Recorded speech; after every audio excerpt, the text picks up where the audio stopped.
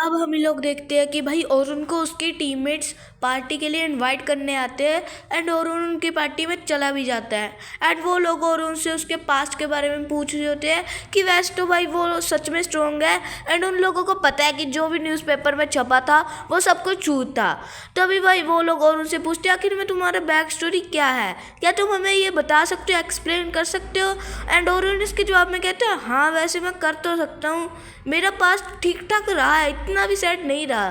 दरअसल वो कहते हैं कि उसके जो पेरेंट्स, जो ग्रैंड पेरेंट्स थे ना, वो बहुत ज़्यादा स्ट्रांग थे एंड उन्होंने एक बार पूरे विलेज को एक बहुत तगड़े मॉन्स्टर से बचाया था। एंड तब से भाई उनको इतने सारे लोगों की जान बचाते हुए देख के और उनको ये सपना आया था कि अब भाई वो भी अपनी खुद की हीरोज़ गिल्ड बनाएगा। हाँ भाई ये ओलिवर और उसने खुद मिलके ही बनाई थी, बट भाई क्योंकि वो भी स्पोर्ट्समैन था ओलिवर भी, इसकी वजह से उनकी ना बनती नहीं थी। एंड उसकी टीम को एक इनहेंसर चाहिए था जिसकी वजह से भाई उसने अपनी स्पोर्ट्समैन की सारी स्पिरिट वगैरह छोड़ दी और एक इनहेंसर बन गया, क्योंकि भाई उसको अपना हीरो तो अब बनना ही था, जिसकी वजह से वो इनहेंसर बन गया। एंड उसके बाद हम लोग देखते हैं सीन शिफ्ट होता है एंड इधर हम तीनों बच्चों पर आते हैं जहाँ पर भाई लोगन अभी भी टेंशन में और भाई बहुत ज़्यादा ही वो गहरी सोच में डूबा होता है। एंड उसके बाद भाई सोफिया से पूछते हैं कि जब और उन्हें तुम्हें बचाया था तो वो कितना पावरफुल लग रहा था। तभी भाई सब सोफिया सोचने लगती है एंड वो जवाब देने से कहती है कि भाई दरअसल ना उसने हाई विंड मैजिक के साथ लिटरली में इन्हेंसमेंट मैजिक को प्लस कर दिया एंड जस्ट 1 मिनट के अंदर अंदर ऑलमोस्ट 50 ऑगर्स को पेल दिया। एंड लोगन सोच रहा था कि भाई आखिर में उसके पास इतने तगड़े तगड़े स्पेल आते कहाँ से है।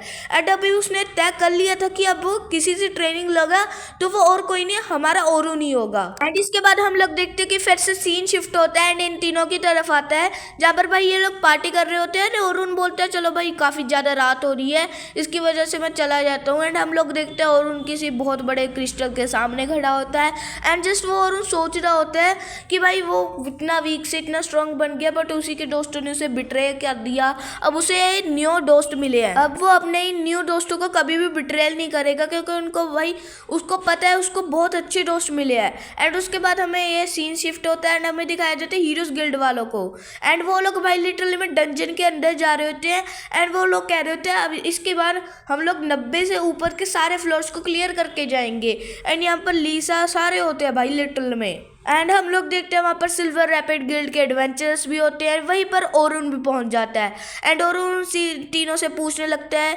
तभी भाई साहब वहीं पर लोगन बोलते हैं कि हमें आपसे ना एक विश चाहिए। ओरुन बोलता है कैसी विश भाई। तभी कैरोलिन बोलती है कि तुम ना जब ये मिशन कंप्लीट हो जाएगा उसके बाद कहीं मत जाना, हम तीनों को स्ट्रॉन्ग बनाते रहना, मतलब हम तीनों को ट्रेन करते रहना। और ये आइडिया सोफिया का होता है दरअसल, क्योंकि उन तीनों को वैसे भी भाई ट्रेन और स्ट्रॉन्ग होना था एंड भाई ओरुन से अच्छा मेंटोर और कोई हो ही नहीं सकता।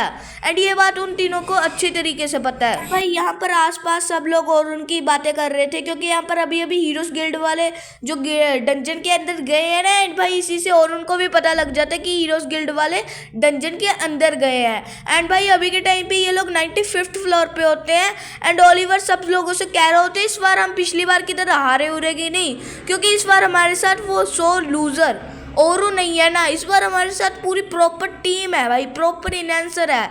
बट भाई लीसा के अलावा बाकी सारे इसकी बात से एग्री कर जाते हैं। एंड उसके बाद हमें 2 दिन पहले का सीन दिखाया जाता है जहाँ पर इनकी टीम में एक न्यू इनहेंसर आया था। इस इनहेंसर का नाम फिली कारपेंटर होता है। भाई कारपेंटर कैसा नाम है भाई। सब चीजों के बाद वो सब लोग उसे अपना इंट्रोडक्शन देने लगते हैं एंड भाई वो भी कहती है कि थैंक यू गाइस, तुमने मुझे अपनी टीम में ज्वाइन होने दिया। तभी भाई साहब वहीं पर एक लड़की बोलती है कि तुम सच में कहती हो थैंक यू भाई, जो हमारा पिछला इनहेंसर था ना वो इतना ज़्यादा कमज़ोर था, वो तुमसे ऑलमोस्ट 10 टाइम्स कमज़ोर होता। तभी भाई वो कहती है कि भाई थैंक यू आपकी इतनी तारीफ करने के लिए। तभी वहाँ पर लीसा आ जाती है। लीसा उन सबसे पूछती है कि क्या चल रहा है यहाँ पर और मुझे सच सच बता दो आखिर में ओरुन गया कहाँ है भाई, ओरुन कब से मैंने देखा ही नहीं है। एंड उसके बाद भाई ओलिवर उसे बताता है कि ये देखो हमारी गिल्ड में एक न्यू इनहेंसर आई है एंड ये भाई ओरुन से 10 टाइम्स बेटर है। एंड ओरुन तो वैसे ही हीरोज गिल्ड वालों में ज्वाइन हो चुका है।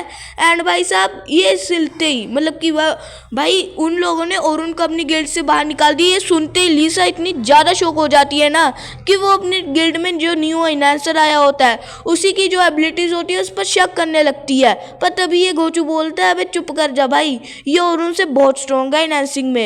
एंड ओलिवर भी उसकी बात में हाँ बोल देता है। अभी भाई इनकी इनहेंसर बोलने लगती है, तो मतलब कि जो भी तुम्हारा पिछला जो भी भाई इनहेंसर रहा होगा तुमने उसे गिल्ड से क्यों निकाला। ओलिवर कहता है कि भाई वो बहुत कमजोर था, ऊपर से भाई वो लिटरली में तुमसे तो बहुत कमजोर ही होगा। तभी लिसा कहती है कि भाई ओलिवर मेरे ख्याल से वो तुमसे भी ज्यादा पावरफुल है। ओलिवर कहते क्या बकवास कर रही हो भाई, ये ओरुन और मुझसे ज्यादा पावरफुल, तुम ये छोड़ो, मेरे ख्याल से तो वो तुमसे भी ज्यादा कमजोर होगा। लिसा कहती है कि मैंने उसकी ट्रू पावर देखी है। बट तभी ये लोग कहने लगते हैं कि भाई ओरुन बहुत कमजोर है, अपनी जिद को छोड़ दो। पर भाई लिसा अपनी जिद को छोड़ ही नहीं रही होती। तभी भाई वो कहते हैं चुपचाप भाई लड़ाई खत्म करो और अभी इतना अच्छा स्वादिष्ट खाना बना हुआ है ना उसको खा लो। बट भाई लिसा का भाई बहुत एंग्री हो रहा होता है एंड वो कह रही होती कि पिछली बार जब हम डंजन में गए थे ना उस ड्रैगन से हम लोग पिट के आए थे। तभी भाई वो लोग कह रहे हैं वो इसलिए क्योंकि हमारे पास ओरुन था, बट अब हमारे पास एक प्रॉपर इनहेंसर है जिसकी वजह से अब हम हारने का भाई सवाल कोई पैदा ही नहीं होता। बट लिसा समझ जाती है कि भाई ओरुन के बिना वो लोग कभी कुछ कर ही नहीं सकते थे। एंड उसके बाद भाई हम करंट टाइम में आते हैं जहाँ पर ओलिवर भाई उससे कह रहा होता है कि चुपचाप इनहेंस कर भाई जल्दी। तो भाई साहब वो कहती है कि तुम ऑलरेडी इनहेंस हो एंड भाई वो अपना पूरा जोर लगा रही होते हैं उन्हें इनहेंस करने के लिए। एंड हम लोग देखते हैं एक मैमथ मॉन्स्टर होते हैं जिससे वो लोग लड़ रहे होते हैं एंड वो वहाँ पर हमला कर देता है एंड भाई एक बंदा उसे शील्ड से रोकता है।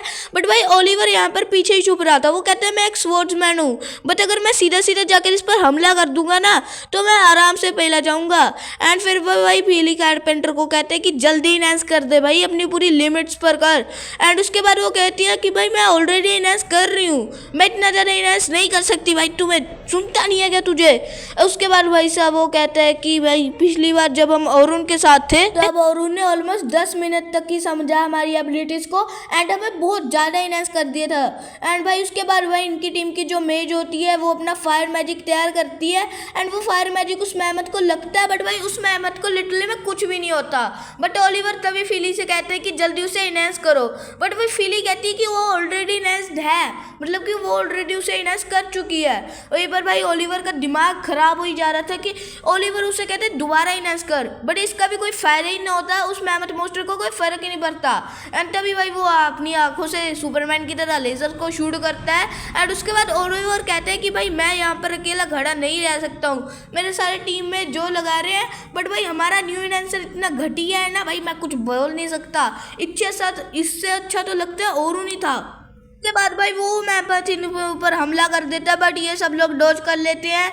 एंड तभी भाई साहब सभी पूरी गिल्ड का दिमाग फटा जा रहा था क्योंकि भाई जिस इनहेंसर को ये लोग इतना स्ट्रांग समझ रहे थे वो बहुत ज़्यादा वीक निकला।